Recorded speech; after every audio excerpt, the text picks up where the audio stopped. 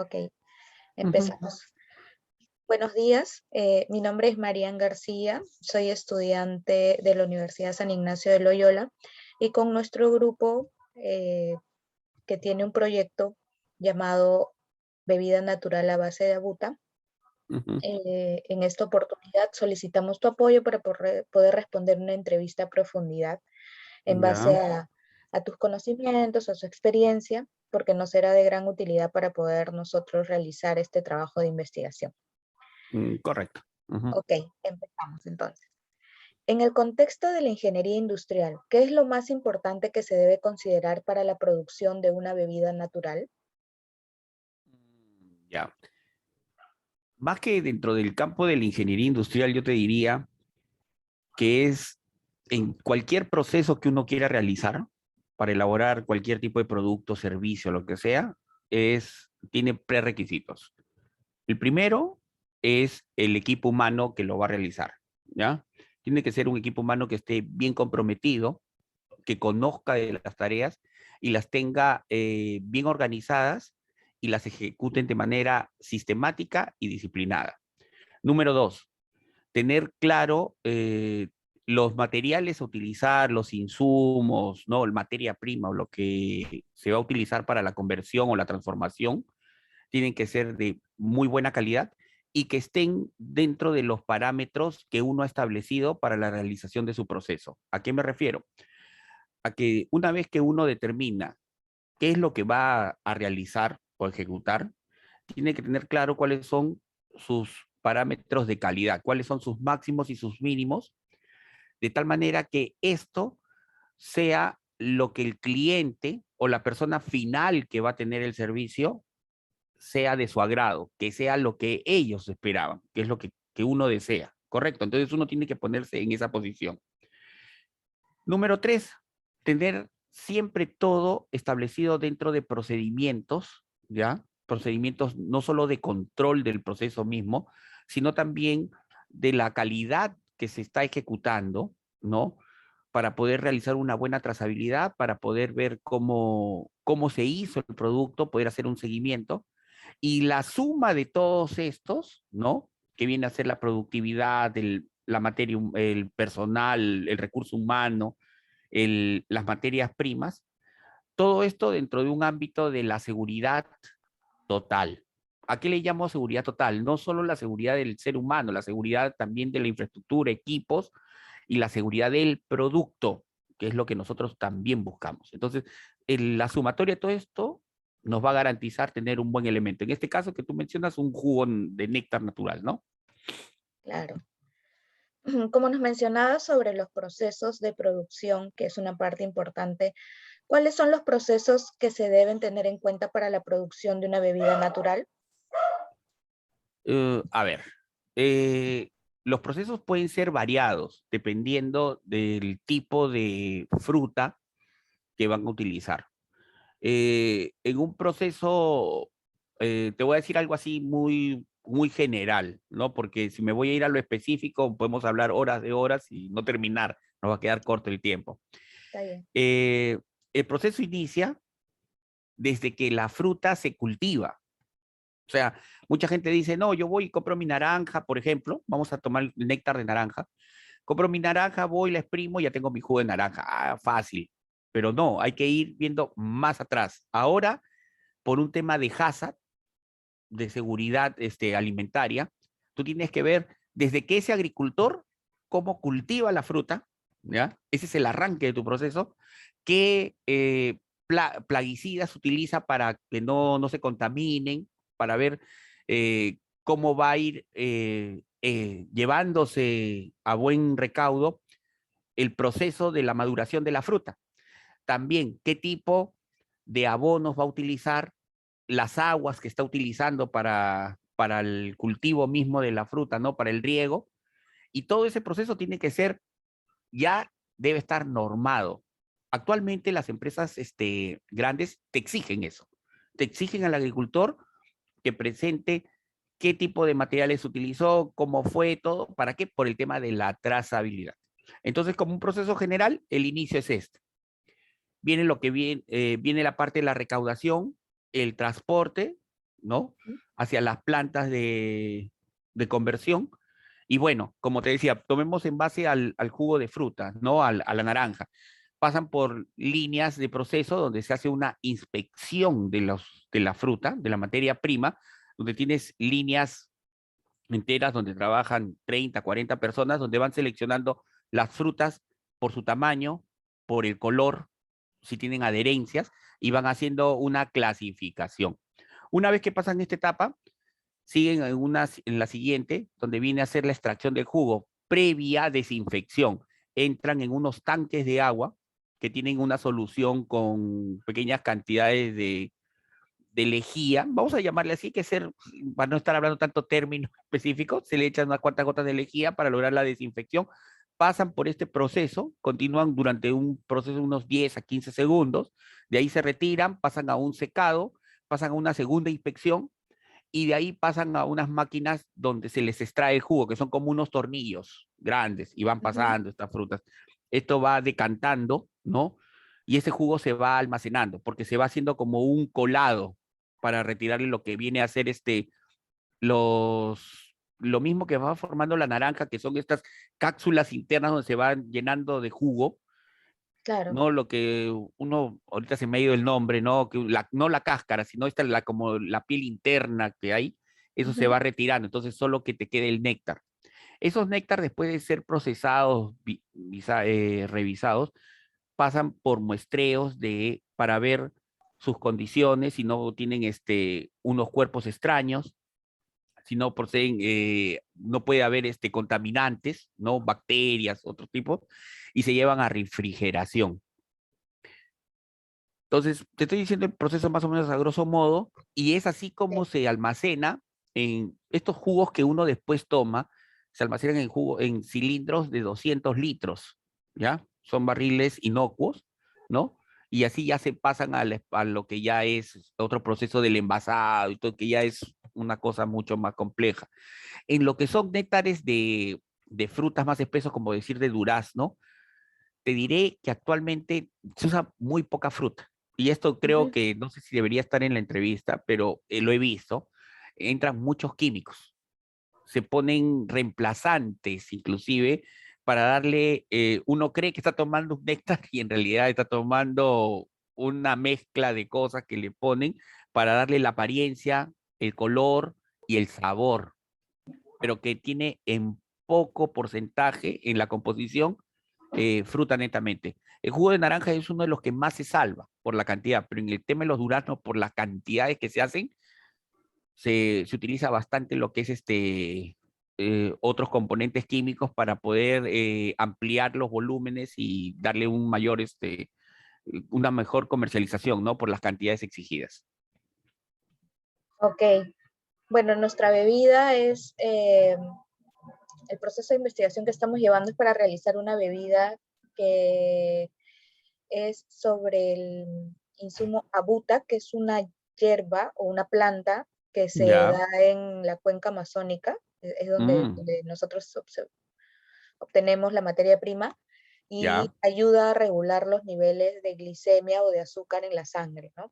Ah, caramba, bueno. Ujú. Bueno, para la gente que sufre de diabetes y todo eso, ¿no? Sí, también vamos a sacar una segunda línea que es un producto que también es en base a buta, pero está hecho con las hojas. El de Ujú. diabéticos es con la corteza y el otro producto es con las hojas que tiene un poder o tiene unos beneficios desinflamantes y lo Ya. vamos a llevar a una línea FEM, que es Ujú. para las mujeres, ¿no? Ah, caramba, muy bueno. Para la época menstrual, como dice, la época difícil, a Sí, veces que tiene. Eso sería bastante un... difícil. Sí. Cuéntame, Cristian, respecto a la maquinaria y equipos y teniendo en cuenta los procesos que me comentabas, ¿cuáles son las máquinas y equipos necesarios para la producción de una bebida natural? Mira, ahí vas a tener van a tener, primero, si es orientado a la que tú me mencionas, que son más que nada son hierbas, Sí. un proceso de este tipo. Mira, de hecho que tiene que tener fajas, lo que son fajas sin fin, ¿no? Estas líneas, donde tiene que tener gente que haga inspección. Primero, un control de calidad, ¿ya? ¿Mm? De la materia prima. Eso es básico, porque tienes que revisar. Segundo, tienes que tener lo que te mencionaba, estas recipientes de acero inoxidable donde se pone el agua con una cierta cantidad de cloruro, perdón, de cloruro, iba a hablar una barbaridad, de lo que viene a ser la lejía en mínimas cantidades para lograr la desinfección, para matar las cosas externas que puede estar llevando el producto, ¿no? Después de eso, tienes que tener equipos de soporte, que se le puede decir. Uno para medir lo que es el pH del agua, ¿ya? Otro para ver si no me equivoco, déjame acordar porque hace varios años que he trabajado en alimentos, ya se me está yendo algunas cosas. A ver, básico es ver el pH. Eso te van a exigir porque es un punto crítico de control que se tiene Mm, que establecer dentro del proceso, ¿correcto? Es un PCC. Siguiendo, pasas nuevamente a fajas de observación, ¿correcto? Donde vuelves a hacer una última reclasificación de los productos. De hecho, vas a tener que tener ollas de temperatura, donde haces lo que llamamos nosotros los concentradores, porque me imagino que van a tener que hervir el producto para sacar sí, sus componentes básicos. Entonces, ahí hay de varios tipos. Hay tipo ollas a presión que les llaman, pero industriales, que son unas grandes. El famoso concentrador que te digo es donde se llegan a una temperatura en vacío y logran hacer que el producto, sin necesidad de ponerle calor directo, sino con vapor, hacen que el producto suelte muy bien sus cualidades físicas, ¿no? Y las propiedades que ustedes quieren extraer de las hierbas. Ese es un tema. Y ahí tienen que tener una envasadora. Van a ser tipo refrescos, ¿no? sí, Ya. Entonces, esto va a pasar según un sistema de agua, van a tener que tener, no sé si caldero, no sé a qué nivel lo quieren llevar, pero sí podría ser un caldero pequeño, a vapor. Si es a gas natural, mucho mejor, ¿ya? Porque reduce los costos, ¿ya? Para mantener una temperatura estándar y para que mantenga lo que es el agua, medir la salinidad de las aguas y todo que van a utilizar. Después donde va a ser el proceso de la mezcla, la envasadora, y después de la envasadora va a tener que pasar por una faja y una lavadora, que es donde se termina de darle la seguridad al producto para que salga totalmente, no tenga contaminantes externos adheridos al producto. Después eso pasa por unas máquinas que se les llaman las etiquetadoras, que son unas máquinas que pasa el producto, el envase ya lleno y se le pone una etiqueta. Como es un claro. producto a pequeña escala, no van a necesitar estas convertidoras de PVC que te convierten el plástico y te hacen envases, porque eso ya es cuando tienes producción masiva y son cantidades como las gaseosas, que ahí sí se necesitan cantidades muy fuertes. En este caso, como es pequeño, está iniciando, eso puede ser manual. Hasta el Ujú, etiquetado puede ser manual. Y de ahí, en la última etapa del proceso, simplemente van a tener que tener máquinas que hagan les ponen sellos de calor, perdón, código de barras y fecha de fabricación y fecha de caducidad del producto. Y de ahí a sus sí. cajas, como quieran ustedes despacharlo o si no con plástico, ya depende, ¿no? Más o menos son las maquinarias básicas para un proceso. Te hablo muy básico, porque hay otro tipo que son ya muy complejos, pero estamos hablando de precios muy altos, ¿no? Claro. Y respecto a las máquinas y equipos sugeridos, ¿cuál crees que es el perfil del trabajador que se debe considerar para el uso de estas máquinas y equipos? Mira, para ese sistema, para los operadores tienes que ser, por lo menos tiene que haber personal técnico, un Ujú, técnico que te conozca del manejo de estos equipos que usan electricidad, calor, temperatura, tienen que saber, ¿no? En el caso de los operadores, los operarios, los que van a ser los clasificadores y todo, ahí tienes que tener gente comprometida, más que nada, puede ser gente con quinto y media, pero que tenga muy buen criterio, que sea bien capacitada, que se les diga qué es lo que se desea del producto, que tenga un buen criterio de observación. Yo en la fábrica que trabajé, un año estuve trabajando en industrias alimentarias, era jefe de la planta de mermeladas. eh, Mi personal técnico dentro del proceso productivo era casi nulo. Los técnicos estaban en los que operaban, por ejemplo, las envasadoras, las selladoras, pero dentro de la línea de producción, desde que se entraba la materia prima, la clasificación que te digo, subían a este horno donde se condensaba y se hacía la mermelada, ahí la envasadora, selladoras y todo esto era personal con quinto y media. Simplemente eh, no se exige un perfil muy amplio, sino que Ujú. la gente, yo lo que considero y en mi experiencia de que tengo de larga data, casi 20 años manejando personal, el, el trabajador idóneo son aquellos que están comprometidos, que es lo que mencioné al inicio de la entrevista, que haya Sí. compromiso, pero que se sientan identificados con la compañía. Cuando la persona entra a trabajar y no se siente parte de un equipo, sino como que es una obligación que necesito yo ir a trabajar para generar un ingreso, no va a ser bien el trabajo. Pero personas que se sientan involucradas, en el cual la empresa les dé no solo sus beneficios sociales, sino que se hagan reconocimientos, que haya interacción, que sean parte de la solución en los problemas, que se sientan que son ellos un engranaje importante dentro de la elaboración del producto o de lo que se está haciendo. Créeme que cualquier persona, hasta con el mínimo estudio que tenga, va a ser eficaz y eficiente para la realización de lo que ustedes están buscando. Claro. Ujú. Y dime, Cristian, con la finalidad de optimizar los procesos de producción, ¿qué es lo más importante que se debe considerar? O, por ejemplo, cuando hablan de estandarización de los procesos.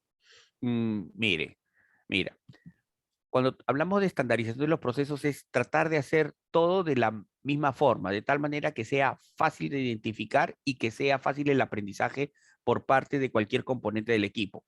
Ujú. Lo que nosotros buscamos en la simplificación o en la estandarización que dices, ¿no? Y la mejora de los procesos es tener líderes en el equipo y que este equipo esté liderado por por un ingeniero industrial, es lo más idóneo, de tal manera que pueda haber qué procesos o qué etapas del proceso son las que le suman al producto final y eliminar todas aquellas que no generan un valor agregado o que no le generan un interés al cliente. Ujú. Nosotros para eso pues tenemos filosofías, mejoramos por medio de procedimientos. Uno de ellos es, este, manejamos lo que es la filosofía Lean Manufacturing, ¿no? Donde tratamos de eliminar todo lo que son los desperdicios. ¿Qué le llamamos desperdicios? Aquella acción que no genera un valor. Un ejemplo de ello, por ejemplo, es el transporte. ¿De qué te sirve tener, por ejemplo, tu área de clasificación de producto y a 500 metros tienes tu área de proceso? Entonces, pierdes tiempo llevando el producto de un punto a otro, pero ese tiempo perdido no te genera ningún valor para el cliente final, porque al cliente no le importa si tú te demoraste 100 horas o una hora en elaborar el producto, es lo que quiere es tener un producto. Entonces, ese tiempo no te genera valor. Entonces, esa es una mejora en tu proceso productivo. Dentro de tu proceso, yo simplifico la operación. ¿Cómo hago? Hago concadeno, ¿no? ¿Qué etapas pueden ser? Número dos, una vez que tienes bien establecido tu proceso, viene la estandarización que decías. ¿Qué es estandarizar? Es detallar pequeños instructivos de lo que deben hacer cada persona en cada punto del proceso productivo. Ujú. Y lo más importante, identificar y establecer controles en todos los PCC del proceso. ¿Qué es un PCC? Punto crítico de control. ¿Por qué? Porque tú puedes tener etapas en tu proceso en las cuales si hay un error, puedes dar marcha atrás y corriges. Pero en los PCC, si tú te equivocas, ya no hay marcha atrás. O sea, ahí, en ese se puede decir que es el fin de tu proceso. Ahí se malogró y ya no hay vuelta que darle. O sea, no, que yo lo voy a reprocesar, lo voy a arreglar. No, se malogró, no vale. Entonces, simplemente es merma. Y la merma es pérdida, es un sobrecosto. ¿Correcto? Entonces, Ujú. es definir bien tus PCC de tal manera que tú no generes controles. Hay empresas que se jactan y de decir, nosotros tenemos muchos controles, controlamos en todas nuestras etapas de nuestro proceso, pero a veces derrochas y gastas energías en cosas que no te suman. Y más bien de un proceso que puedes poner 50 controles, solo controlando 2 o 3 puntos, tienes todo tu proceso mapeado. Entonces, Eso es lo que tiene que tener bien en la persona que va a determinar el proceso, que va a generarlo, que va a establecer los parámetros, las etapas, definir bien eso, de tal manera que así ustedes no derrochen energía y dinero en cosas que no les van a sumar al final. Ujú. Y siendo específicos para la elaboración o fabricación de la bebida natural, ¿qué nos recomendarías? A ver, ¿qué es un PC, ¿cuál sería un PCC? A ver, así a grosso modo, en el momento que el producto está siendo hervido para poder extraerle sus cualidades físicas, químicas, que generan el beneficio, tienen que determinar bien temperatura, presión, tiempo. ¿Por qué? Si lo hago hervir a mucha temperatura, lo que voy a hacer es desgastarlo y evaporar las cosas, las cualidades del producto. Entonces van a tener pérdida de lo que ustedes quieren extraer, de las vitaminas, esas cosas, ¿no? Ujú, Entonces se pierde. Si tiene mucha temperatura, pasa eso. Ahora, si pasa mucho tiempo, también pasa lo mismo. Pierden cualidades y características del producto. Entonces, tienen que ser muy finos a la hora de determinar cuánto va a ser ese tiempo, cuál es la temperatura idónea y cuál es la presión necesaria para que se mantenga eso estable. Entonces, por ejemplo, en la mermelada, vuelvo a ponerte este ejemplo. Cuando se hacía mermelada de fresa, nosotros sabíamos que en el condensador nosotros teníamos que meter 500 kilos de fresa, 600 kilos de azúcar y le metíamos elementos químicos. Todo eso tenía que entrar a 80 bares de presión por espacio de 45 minutos a una temperatura de 80 grados. Nada más. Si tu límite máximo podías darle un rango de más o menos 5%. Si tú excedías de ese porcentaje, ya el producto se te quemaba. En vez de salir una mermelada rojita, como ven ustedes la fresa, ¿no? Que sale roja, es la mermelada de fresa, y tiene trozos de fresa enteros, se vuelve una masa marrón que parece heces de bebé, ¿ya? O sea, no era fea, pero su apariencia era desagradable y la fresa se desintegraba. Entonces no tenía trozos de fresa que a veces te exige el cliente. Entonces, ese era un PCC, por ejemplo. ujú. El otro PCC que nosotros teníamos en mermeladas era el proceso de calidad en la separación de producto. ¿Por qué? Porque es un PCC. Si yo quiero hacer una buena mermelada de fresa, necesito tener fresas de un tamaño superior a los 3 centímetros. ¿Por qué? Porque son más jugosas, carnosas, que tengan menos pepas, que no tengan no tengan hojas, ¿no? Porque eso le cambia el sabor. Pero si mi proceso ahí está mal hecho y la gente empieza a hacer pasar cualquier cosa, ya no puedo dar marcha atrás, porque eso va a pasar al condensador y va a salir cualquier otro producto, ¿me entiendes? Claro. Entonces, mira, dentro de un proceso largo, solo habían dos puntos críticos de control, ¿me entiendes? En el caso de ustedes, como te digo, a grosso modo, porque no lo conozco bien la hierba, ni sé cuál va a ser la manera como ustedes van a extraer las propiedades del producto, yo digo, en el momento que van a tener que hervir, porque van a tener que hervir sí o sí, ese es un punto crítico. Y creo que la clasificación también va a tener mucho que ver, porque si se les va una hierba que no reúne las cualidades o entra otra cosa que no es, van a tener problemas. Ok, ok. Muchas gracias. Respecto al contexto actual de la pandemia por la que atravesamos, ¿por qué es importante la seguridad y salud ocupacional dentro de las empresas? Mira, es importante desde varios puntos de vista. Uno de ellos es el productivo, la productividad. Si tú tienes mucha gente que se te enferma, que se contagia, vas a tener merma de personal y no vas a poder cumplir no vas a poder cumplir, perdón, con las exigencias del mercado, con lo que te piden producir. Eso te lo digo como ejemplo, por ejemplo, en Pexico, estuve viendo yo Pexico el año pasado, y ellos tuvieron un problema, que mantuvieron sus líneas de producción, pero un día tenían 80 personas por turno en envasado, ¿ya? Cuando salían los productos, que salían el chisitos, las papitas Lays, el tortis, todo esto. Pero después de 2 días aparecieron solo 50. Entonces decías, ¿y qué pasó con los otros 30? Los otros 30 estaban con COVID y Mm, tenían que estar en su casa, no los podías tener en las líneas. Entonces, ¿qué pasaba eso? Que a la gente tenías que, no puedes contratar tu gente, ir, salir a la calle y decir, oye, ¿quieres trabajar? Entra nomás, envasa, ¿no? No, todo tiene un proceso. Ese es el famoso know-how que tiene cada persona. Entonces, si yo, toda persona nueva es una inversión, porque hay que vestirla, hay que enseñarle y hasta que aprenda, tiene que pasar un proceso que es la curva de aprendizaje y eso es inversión, es dinero, es tiempo.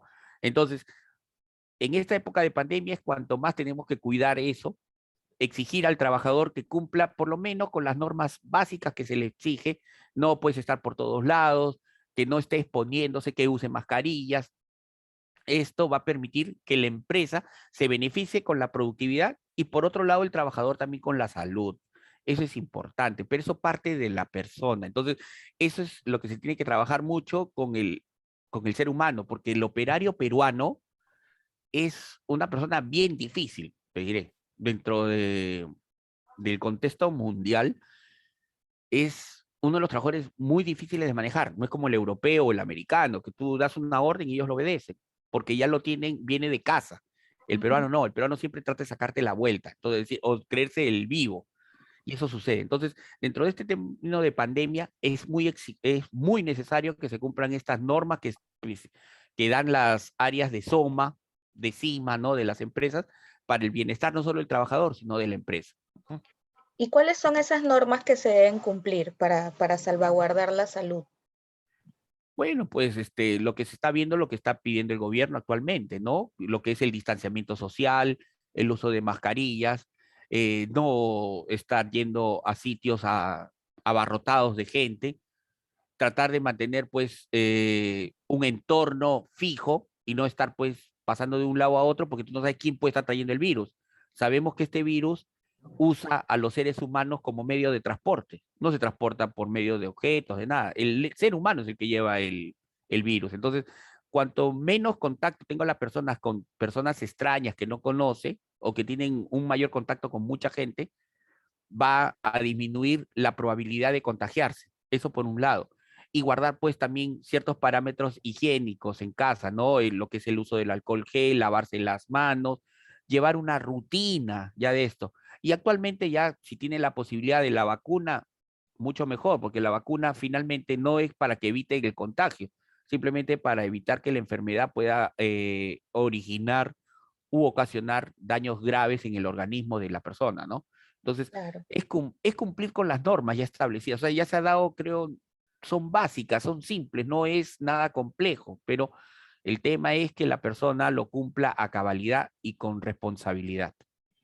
Claro, listo. Y ahora vamos a ver el tema de logística y distribución del producto. ¿Puedes Ujú. describirnos las fases de la cadena de suministro para la fabricación de nuestra bebida natural? ¿Cuáles son los procedimientos que se deben realizar para distribuir el producto, desde el fabricante hasta llegar al consumidor final, ¿no?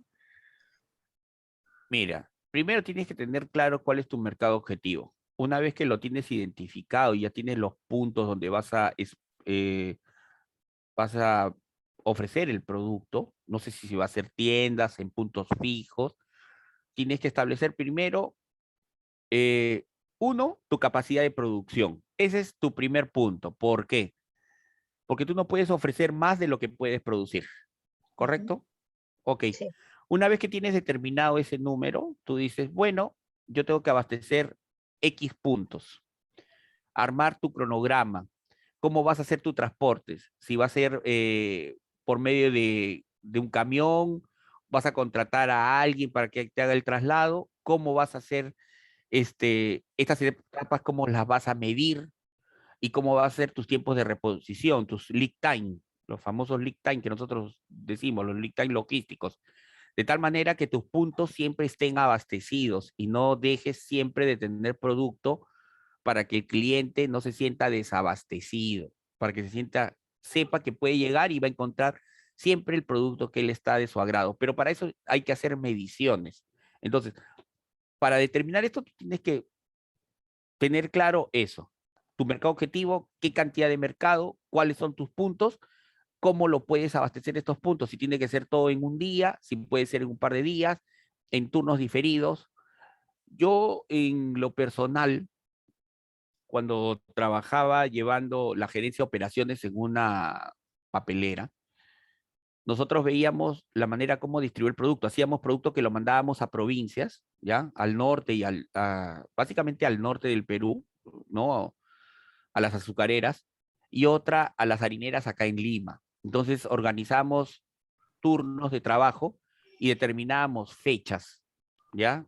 Entonces, siempre para eso se hablaba con el cliente. Entonces, teníamos ya un cronograma de tal manera que tú siempre te cubrías. Ojo, no puede ser muy exacto porque a veces pasa una, dos o tres cosas que te sacan de contexto y caramba, ¿cómo reaccionas? Pero si tú te cubres bien, si mides bien tus tiempos, eso es importante, tener una buena medición de tus tiempos para que tengas una capacidad de respuesta.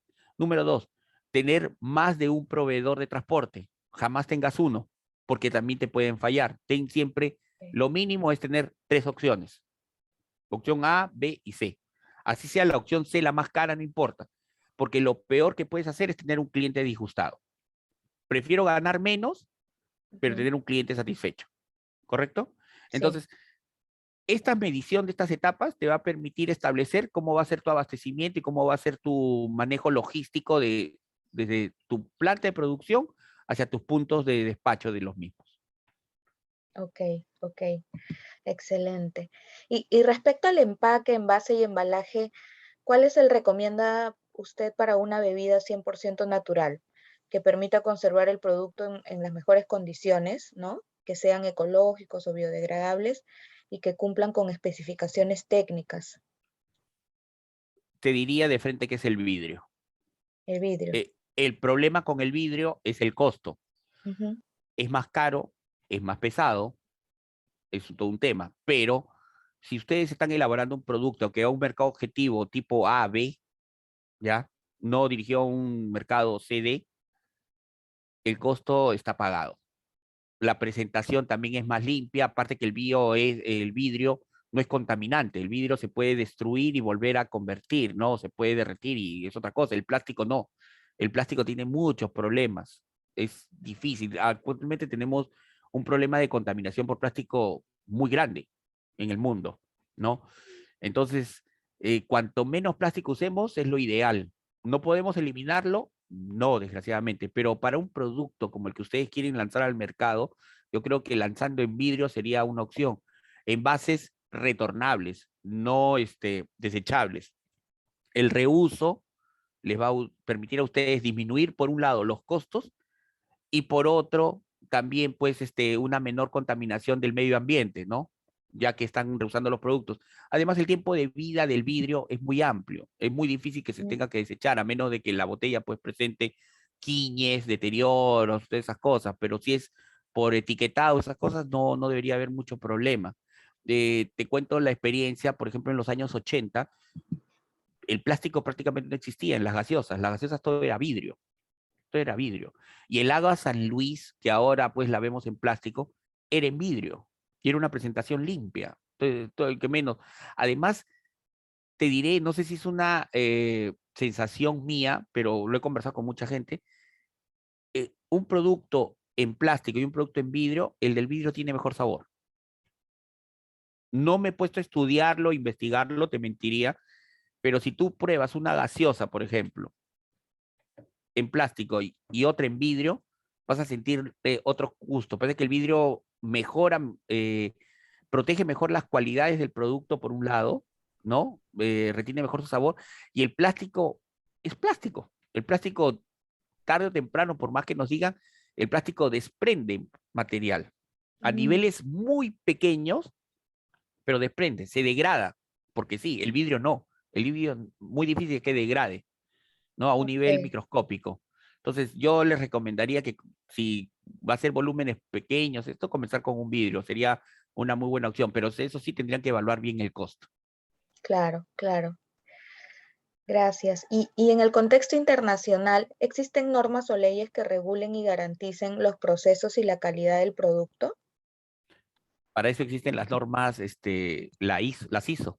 Mm, Pero, por ejemplo, las ISO más que nada es para que tú establezcas los parámetros, los procedimientos, depende de, puede ser en calidad, hay ISOs de medio ambiente, ISOs de seguridad y salud en el trabajo, la famosa, el hazard, ¿no? De alimentos. Pero, por ejemplo, en Estados Unidos muchas de sus empresas no tienen ISO. Lo importante es que tu producto, el sistema de gestión de calidad que ustedes establezcan para su proceso sea tan sustentable, verificable y pueda ser ¿cómo te digo? Se me ha ido otra vez la palabra, revisado por las personas, por el cliente. No tiene necesariamente que estar adecuado a una ISO, y te lo digo también por experiencia. Todo lo que estamos conversando, te lo digo por experiencia. Tener una ISO cuesta plata, ¿ya? Porque tienes que pagar a una empresa que venga a validarte tu ISO y tienes que certificarla cada año, ¿no? Revalidar. Y vas pagando por eso. Cuando yo hace años estuve trabajando en una empresa papelera en Perupal, ¿ya? Perdón, en Forzac, Perú, que hace sacos, pertenecía al grupo chileno, ¿no? Una transnacional. Esta empresa tenía toda la ISO 9001 de lo que es calidad, ¿no? En todos los procesos ya establecido. Pero a los años salí de ahí y me fui a Perupal, una empresa peruana pequeñita también de sacos, pero que no tenía los medios económicos ni la espalda financiera de la otra. ¿Qué hicimos nosotros para poder competir con el monstruo que se podría decir que era Forza? Y no tenemos los recursos de ellos. Establecimos nuestro sistema de calidad interno, pero era un sistema de calidad tan exigente que te podría decir que era más seguro que el de esa empresa. O sea, como te digo, a nosotros nos vinieron a auditar clientes tipo Alicor, Sayón, Andahuasi, Pucalá, o sea, azucareras de alimentos, empresas que venían, Molitalia, vinieron a auditar nuestro proceso. Y si me decían, pero ustedes no tienen ISO, no, no tengo ISO, pero no es necesario. Entonces me decían, a ver, veamos, su materia prima, acá está. Esto es, a ver, vamos a tomar, porque ellos te sacan, te dicen, quiero ver la trazabilidad de un lote al azar. Entonces dicen, este producto, ¿qué número tiene? ¿Cuál es su número de lote? Tal. Ya, quiero ver qué papeles se utilizaron, cuándo se hizo, dónde se hizo, cómo se transportó. Perfecto. Todito lo teníamos acá. Este producto se hizo en tal fecha, fueron con estos lotes de papeles, números tal, tal, tal, tal, tal, con peso tal, en fecha tal, en máquina tal, se despachó acá.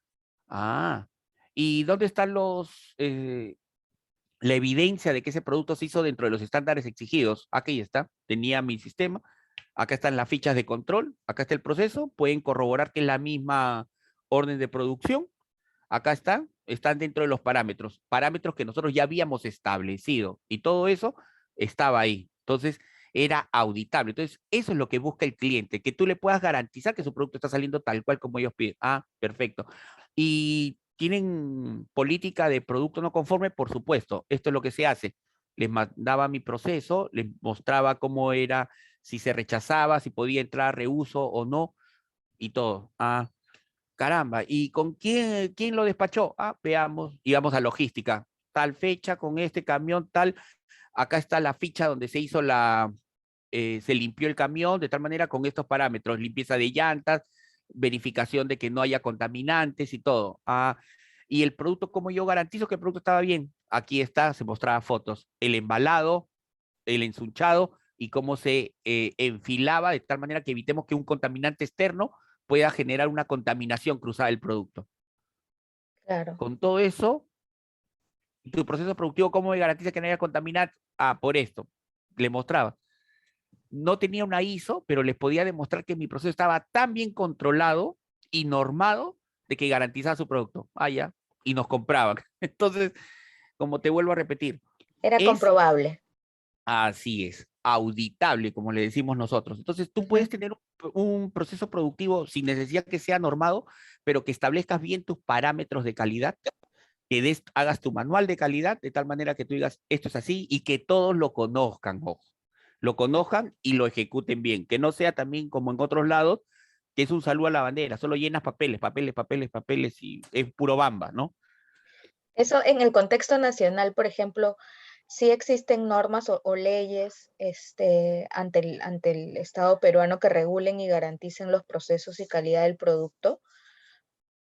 Existen, sí, mira, ahorita no me acuerdo números, te mentiría, pero sí, todo está normado para lo que es confección de papeles, para alimentos, todo Ujú. esto dentro de estar dentro de un marco eh, que establece el gobierno y más ahora eso te lo regula, por ejemplo, en el caso de alimentos, el mismo, el DIGEMIT, si no me equivoco, es el Ajá. que te audita, te manda Ah, auditores. Aparte de la auditoría que te hacen los clientes, el Estado viene y te pregunta, a ver, quiero ver esto, ¿por qué esto, el otro? Y te caen, te hacen visitas inapropiadas, o sea, te caen en cualquier momento, tú no sabes, ¿no? Y caramba, tienes que tener todos tus papeles en orden, si no te cierran. En la planta de mermeladas a cada rato nos auditaban y nos caían así de improviso y teníamos que estar ahí sentados horas de horas, a veces las pasábamos mostrando documentos, demostrando que sí, que cumplíamos con los parámetros y ahí sí habían varios puntos de, como te decía, de control. Entonces, sí hay una normativa, pero hay que adecuarse, ¿no? O sea, primero hay que leer, ver a cuál apuntan ustedes y en función sobre esa base empezar a establecer cuál es mis procesos productivos y mi marco de mi calidad, ¿no? La calidad total dentro de todo esto. claro. Y por ejemplo, en algunos casos las empresas suelen obviar estos procesos, ¿no? En tu experiencia, ¿alguna vez has visto un caso o en qué medida perjudica a la empresa y al consumidor? Sí lo he visto y lo he visto en la empresa de mermeladas. También te lo puedo decir. Lo he visto en varias, o sea, siempre se trata de sacar la vuelta porque mantener estos procesos implican que tú cumplas con los parámetros exigidos por el gobierno. ¿Qué Ujú, pasa, por ejemplo, en la mermelada? Nuevamente.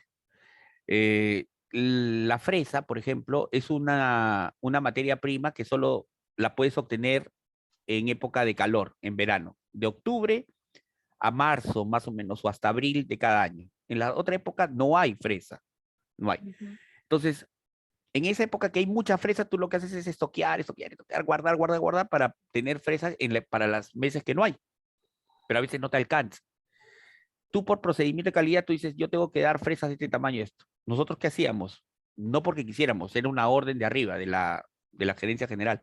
Tenía que seguir produciendo. Entonces, ya no le ponías 100% de fresas con características exigidas por el cliente, le ponías 50% y 50% de fresas que no eran. Pero ¿qué me arriesgaba ahí? A que si me detectaban, me podían rechazar todo el producto, todo el lote Claro, de producción.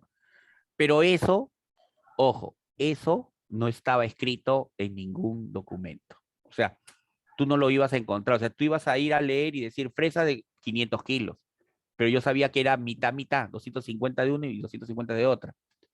Otra cosa, sabía también que a veces eh, te pongo el ejemplo,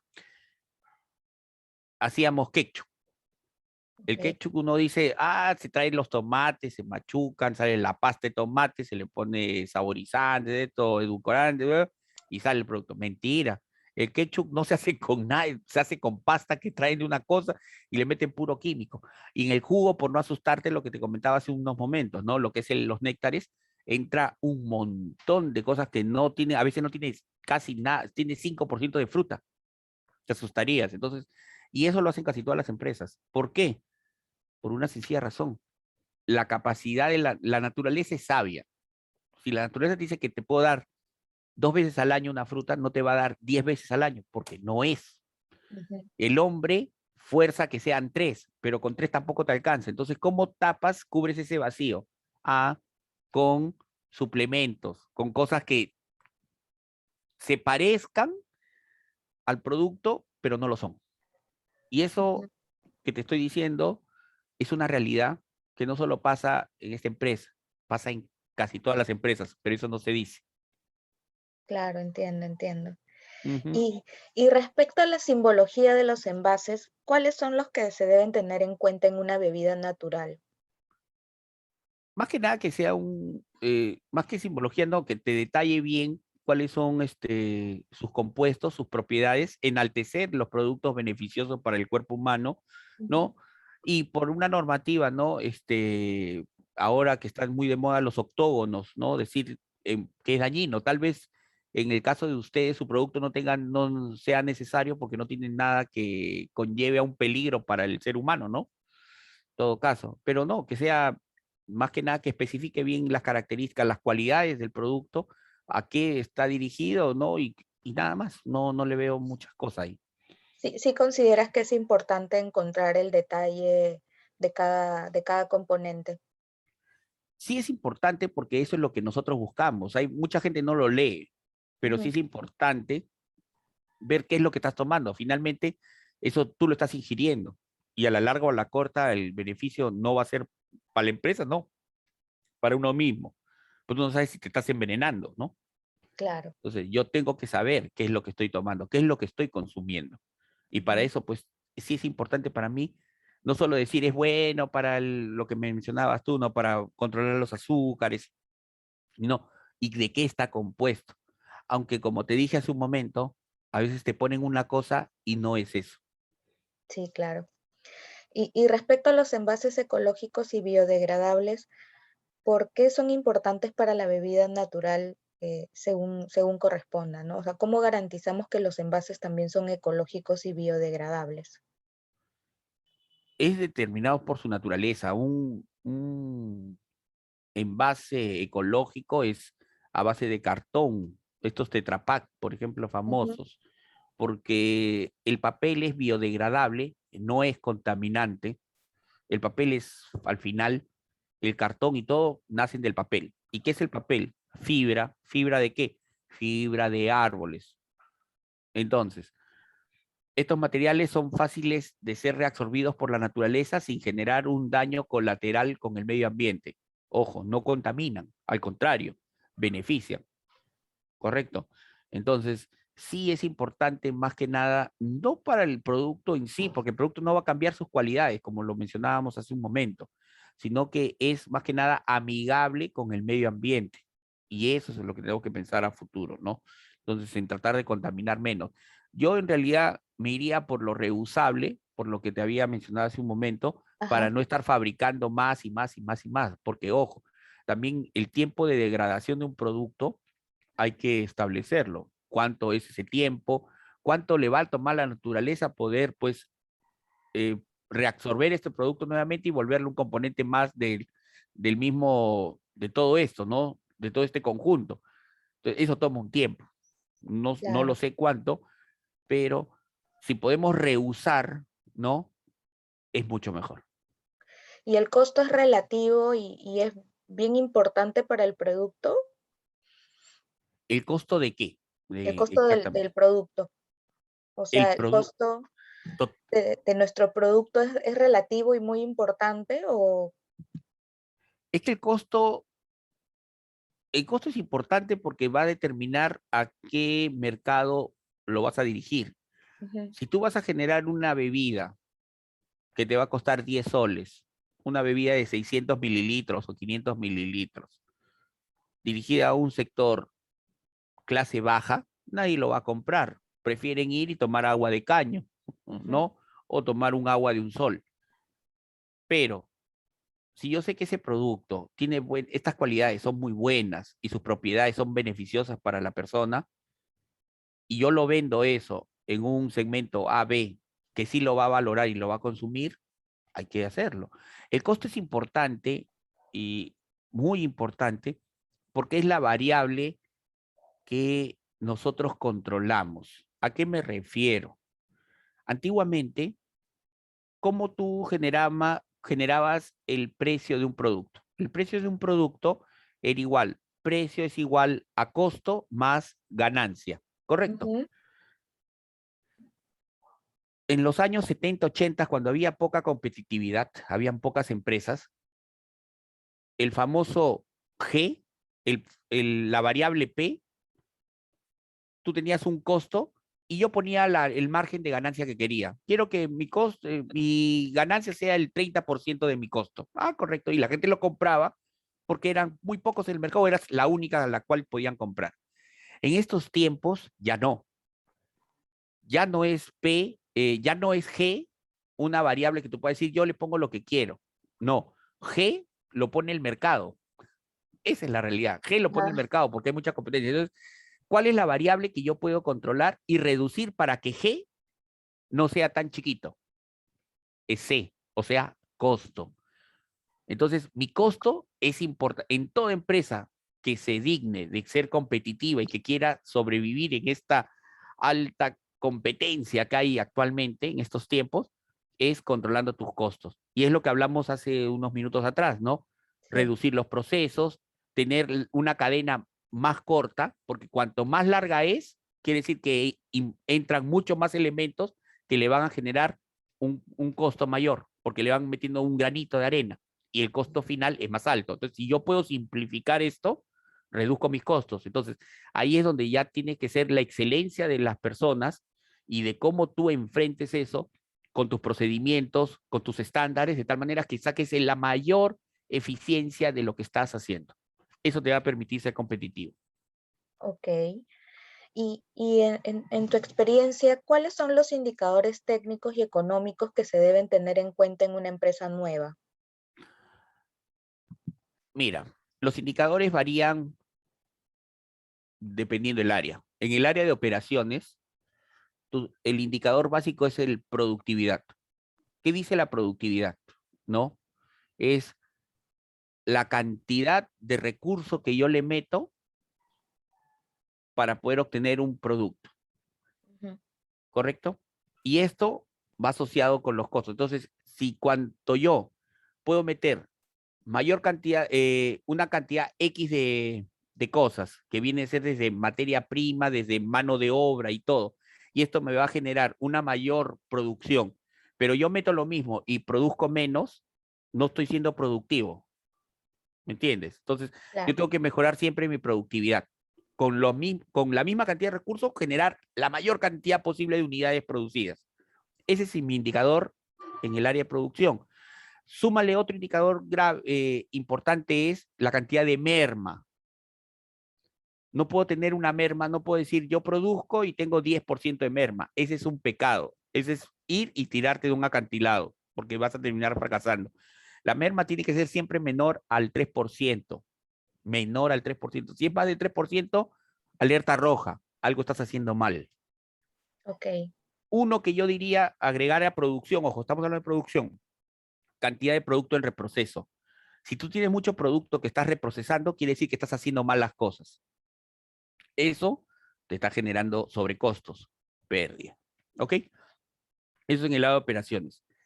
En el área administrativa es ver los márgenes de que te está generando la compañía y eso se maneja en función a los flujos de caja, a los famosos P&G que nosotros le decimos, estados de Ujú. pérdidas y ganancias. Gracias. De tal manera que tú determinas, hey, ¿cuánto es mi P&G de este mes? Mi P&G, porque eso te va a dar la capacidad de cuánto me puedo endeudar a futuro, cuánto puedo estar ganando. ¿Voy a ganar este año? ¿Voy a perder? ¿Qué va a pasar? Y eso te mide cualquier alta dirección, siempre va a estar atrás de ese número. Es decir, oye, ¿cómo nos fue este mes? Ah, no fue así. Uy, ¿y cuál va a ser tu P&G de los próximos 3 meses? Voy a cerrar en rojo. Ah, no, no continúes, tráeme otro. Entonces, ese es un indicador financiero y administrativo crucial. Otro ahí puede ser el de rotación de personal. Ese es Ujú. otro indicador básico, porque eso te está manejando cuál es el clima laboral de tu empresa, cómo se está manejando, cuánto es el costo de capitalización de cada personal para que se convierta en un buen elemento para la compañía. Ese también es importante. En los logísticos, es tus tiempos de respuesta, ¿ya? Tu lead time.